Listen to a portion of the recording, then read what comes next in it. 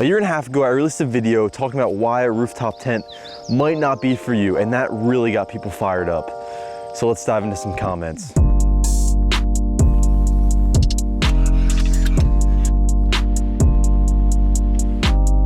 Now to start off, there is some validity to some of these comments. Like I said, this was a year and a half ago, and I didn't really have all my thoughts together. Now I will say most of the points I made are still accurate in my opinion, but we're gonna dive into that later. Now what people didn't see is that I made two videos. The video that is blowing up now is on 5 reasons why rooftop tents suck, or why they're just probably not for you. But I made a video about a month before that explaining why I think rooftop tents are super helpful and why I like them. So there's two sides of that debate that I did portray, but most people only saw one. So with that being said, we're gonna do a comment response on the video about why rooftop tents suck. Let's dive in. Pokemon7929 says, all I'm hearing is why your rooftop tent sucks. Most of these points are completely and entirely inaccurate. My rooftop tent is up in 1 minute, only weighs 50 kilograms, barely added any fuel to my consumption, needs airing out just like any other sleeping device. You know what, Pokemon, I'm actually going to agree with you. When I looked back on this video, even a few months ago, I was like, wow, I didn't really portray that how I wanted to. I should have been more specific about the tent I was running because I had a lot of experience with the tent I was running and not much with other tents. After moving on to the Roam Rambler, which I've been running for the past year, I have been very impressed. The setup time is, I don't know, 2 minutes, if that, and it's very light. Now it does still add wind resistance, all that stuff, but it depends what your budget is and what you're looking to buy. If you're looking for a bigger tent and a cheaper tent, it's gonna add a lot of weight, it's going to take some time to set up and all of that stuff. So it ultimately does depend on your tent. And the tent I was using, I was speaking from honestly lack of experience. The tent I was running was just very complicated to set up and took forever. Added weight, added fuel consumption, all of that. So Pokemon, you are correct. There is a lot of tents you can get that aren't like the one I was running. RP17 Rihanna says, sleep in the car. Ma'am, this is a truck. Or sir, I don't know. This is a truck. This is not a car. Fernando Domingo Jr. 6073 says, you're giving confusing ideas, bro. You like it, you don't. Well, people would know that, and that being said, people have different patience and understanding. Get over it. As much as I would love to clown on this guy, he actually has a valid point. Because I posted 2 videos, one good, one bad, people could maybe think that I'm like switching it up. In reality, I was just giving 2 different sides of the argument. So I like rooftop tents. I use them all the time when overlanding, especially on longer trips. I also ground tent occasionally, but when I'm doing bigger trips, always use the rooftop tent. So much nicer, love them. That's kind of where I'm at. So yes, if you're confused on where I'm at, I love rooftop tents. I was just giving the other side. Okay, Jacob Greenborough 5678 says, also your roof space is permanently in use, no putting a kayak up on top. Yes and no. So I do like kayaking, I go occasionally, and I do have kayak racks. With the tents I have right now, you cannot do that. You can't put kayaks up on top. But there is a lot of tents, like my friend Jared, he has an iCamper BDV Duo 3.0, and it has extrusions up on top. You can actually mount kayaks up on top, depending on the weight. So you can do that with the right tent. It is typically a more expensive tent to be able to mount kayaks on top, but correct, most tents you cannot. So if that's important to you, you'd have to spend a decent amount of money to get a good quality tent that you can put something on top, or you have to trade off the tent for the kayak. 805 Greg says, top heavy tent, 1 woman lost 5 mpg. Okay. Hellbrian1299 says, they're super expensive for what they are. Like, come on, they ask way too much for simple tech and they don't even try to innovate. I would happily pay $1,500 for a good rooftop tent if they offered something that justifies the price. Most rooftop tents are basically the same. If you would have asked me a year ago or probably 2 years ago, I would have agreed with you. Like, why are we getting charged ridiculous amounts for these tents? The one thing, as I've learned more about manufacturing them, there is a lot of R&D that goes into it. So like the price, okay, it's going to be an expensive thing. There's a lot of custom components. It's all custom and all the fabrics have to be done. But that's the other interesting thing. Even if you pay $3,500, $4,000 for a rooftop tent, it is, I want to say 99% likely that it is not made in the States. These tents are made over in Korea and China, and so it is impossible to find tents that are made in the States. And I would personally love to see that change, but the price thing, yes, it is a hard pill to swallow. You're going to pay a stupid amount for a rooftop tent. The only thing I would say is that if you see yourself using it a lot, it is 100% worth it. If you're camping 2-3 times a year, it's probably not worth it unless you have the money. But that's one thing I'll say. It's kind of hard to escape the price. And I think as the innovation kind of keeps going and as this becomes more of a popular hobby, I'm sure the prices will slowly decrease over time, especially for older models. X-Pair Rocker says that SUV is so cool. What brand is it? It is not a European model. Correct, it is not a European model. It is a Toyota FJ Cruiser. It is a vehicle that I've been using for Overland the past 3 years. I love that thing. That is what I use on all my big trips and off-roading type trips. So that is hands down one of my favorite vehicles. And I'm gonna dive more into that on this channel. I'm currently in the process of doing a lot more modifications to it, so I'm excited to kind of release those to you guys. But to keep it short, that is just hands down the best vehicle. Ranik9534 had a very interesting comment, and I thought it was very helpful. So it reads, here are some of the pros. If camping in the cold, rooftop tent is much more comfortable compared to ground camping, or compared to ground tent with respect to insulation. I personally experienced this on a 25-degree night. That is 100% accurate. The times I've gone camping on the ground in the winter, I've been much colder than when I've been in the tent. And I've done a lot of camping in, I don't know, 10, 12, 14 degrees. I've noticed that the rooftop tent is a lot more comfortable due to the fact that it has a mattress, so it's kind of insulating you from the bottom of the tent, but also you have your sleeping bag and all of that, and you're just very comfortable. But on a ground tent, you're just right on the cold ground, and especially when there's snow on the ground, it gets pretty cold. He says, if you were a city guy like me just getting into exploring the wilderness, the first thing you'd probably try is ground tent camping in a developed campground to get a feeling of safety from small critters or even bears. I stuck to developed campgrounds for many years for this reason. Got a rooftop tent during COVID and tried camping in remote places, national forests and BLM lands. After a couple of nights, me and my family overcame the fear of being alone in the dark, in the forest, animal sounds, crawlers, etc.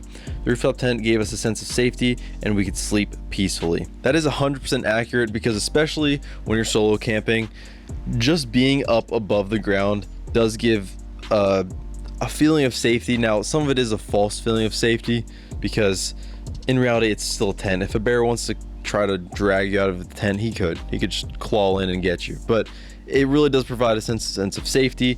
And if somebody's near your tent or trying to mess with your tent, like, you're gonna know, I would think, faster than a ground tent, because your vehicle's gonna start shaking as they climb up the ladder to come get you. So that is an aspect that's valid. And I know when I've gone solo camping, when I first started going solo camping, I should say, being in the rooftop tent made it easier for me to do that, because I've gone solo camping with ground tents a lot. It definitely feels a little bit less comfortable than a rooftop tent with, as far as safety wise. So that is a huge aspect of this that is accurate. If you want to be comfortable while solo camping, you can do that, or you can be a man, sleep on the ground, either or. He also says, now we seek out remote places during our travels and switch between rooftop tent and bear territory or ground tent camping because of some of the reasons you mentioned: daily setup, takedown time, and mobility. I tested gas mileage on three 2,000-mile road trips and found that I got better gas mileage with rooftop tent by driving about 5 miles per hour slower than I normally would without rooftop tent. For us, rooftop tent was, and in certain situations still is, a phase that we had to go through to better experience the outdoors. So again, that is 100% accurate. I think priorities change over time. They will change as you figure out what works best for you. So right now, I'm still using a rooftop tent, but I will ground tent and I will sleep inside the vehicle, whatever's easiest, because that is very true. When you're daily driving vehicle or driving vehicle a lot, it's just annoying to have a rooftop tent. And so being able to kind of sleep on the ground or just sleep in your vehicle can be a lot easier at times, kind of like I mentioned in the video. Coordinator 61 says, why a video with your sunglasses on? It's because I drive a Subaru. I don't want people to know my identity. So that's the truth. Old Judo Guy says, daily drivers are unique with the rooftop tent, but you can also pack a ground tent and take it with you on your rooftop tent trip and use one or the other depending on your itinerary. You can also mount your rooftop tent to a smaller trailer and have a micro version of a pop-up system that gives you mobility and convenience to go where you want, when you want. This topic was actually discussed in a few different comments. I saw a few comments like this, people discussing Overland trailers. And that is a very fascinating thing that I didn't even really take into account during the making of that video. Obviously I knew what they were, I wasn't thinking of it when making that video. Rooftop tents are extremely nice on Overland trailers because it's not on your vehicle, it's not affecting your center of gravity, it's not affecting, you know, your wind resistance, all of that. If the rooftop tent is on the Overland trailer, you can literally roll in the camp, set it up, and you're good to go. And yes, trailers are heavy, but it hauls a lot of other things besides the rooftop tent. But yeah, I just thought that was fascinating because there also was somebody else, Jordan7227, that said, I came into watching this video debating my plan. I have a small utility trailer that I intend to put a rack on for boats with a quad underneath. Can fit through my gate in my backyard to air out, and can be detached from my vehicle to go to the store, etc. Only drawback would be if I ever wanted to take it off the trailer, I think I'll buy one. Tow it with the quad where the trucks can't go. So again, really cool to see people combining different hobbies into one and, you know, using a tent in a very unique way. Coronado says, ground tents suck. Rooftop tents are the only way I can get my wife or kids to go overlanding. Without that, I'm going solo. Plus the grizzlies are more likely to bite my feet instead of my head, LOL. To a point, yes. I actually 100% agree with this. When you're going with people, rooftop tents are just typically a lot easier. They tend to make people more comfortable. So if you're going with somebody who is not comfortable, and you're not comfortable camping, I should say, and you have a rooftop tent, it just makes it a little bit easier to get them to go because it is off the ground. You're kind of away from, you know, creepy crawlies and bears and whatnot. So yes, I do agree with you, Coronado. In this particular scenario, I can 100% see why a rooftop tent is just the way to go. It makes it easier, makes people's lives just a little bit better when out camping. Okay, Fishhook19 says, how did you mount rooftop tent to tube rail on roof of FJ Cruiser? I did it with the stock brackets with the Smitty built tent, Smitty 2 Gen 2 XL. I wouldn't recommend it. You can do it. It's not technically rated for the weight, and over time I did see the tube rails start to warp a little bit, so I would not recommend that. You can do it though, but I would maybe save up and get a roof rack at some point too. Floppin' Fish is a very long comment. I'm gonna kind of pick apart piece by piece as I discuss. So he says, love me Rome Vagabond Light rooftop tent, taking my time. It takes 8 minutes to set up completely, 12 minutes to put it away. I was used to survival camping, 2-person ground tent, sleeping on the ground. With my rooftop tent, I feel like it's a huge step up. I've never slept better in the wilderness. Some points are invalid. You said if you have to leave, you can't because your tent is set up. But if you're ground camping, the same applies. It's actually quicker with the rooftop tent. Throw everything in the trunk and put tent down and go. 12 minutes plus time to throw stuff in trunk. Ground camping takes me forever to take apart and put away poles. Also, who leaves all their camping stuff unattended while driving around? So, I'm gonna address that first part real quick.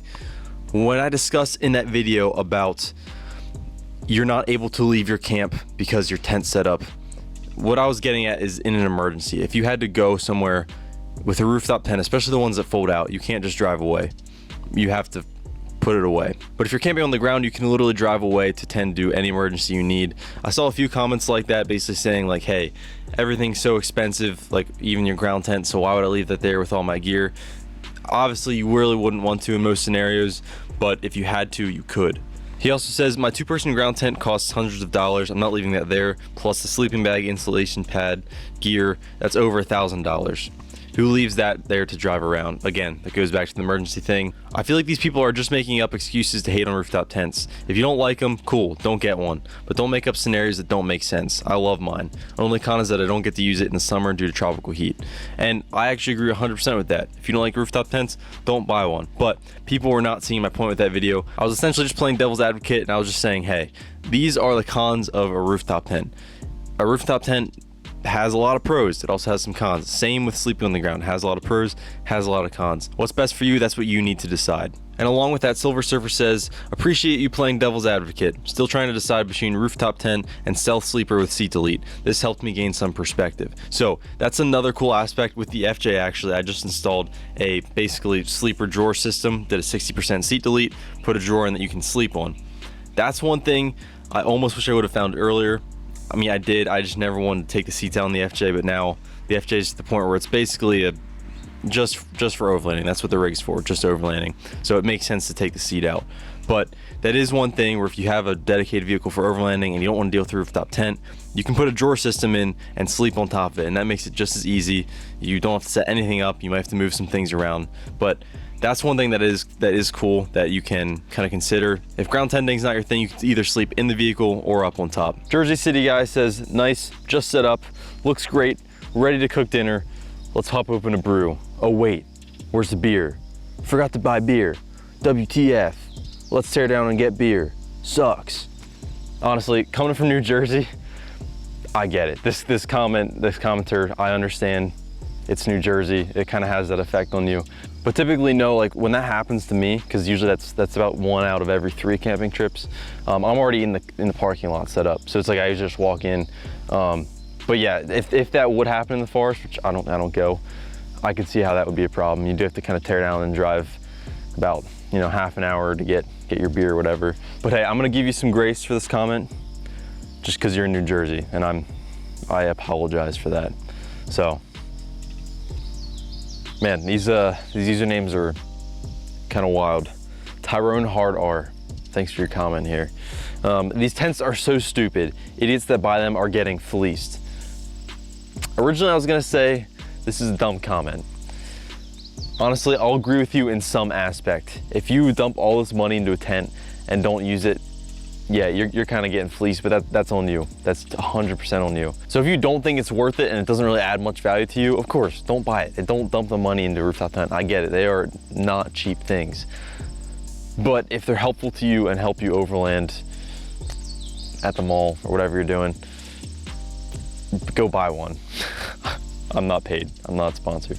But regardless, thank you for watching this video. If you have any more comments about this topic, put them down below. I do kind of want to do a deeper dive on this topic at some point with a larger video that kind of really goes into all the nitty ditty, that thing, details of rooftop tents, and really discuss, you know, what is the right person for one and what is not.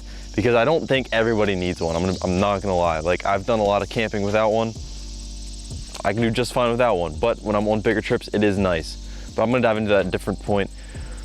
Let me know what you think in the comments, and I'll see you in the next one.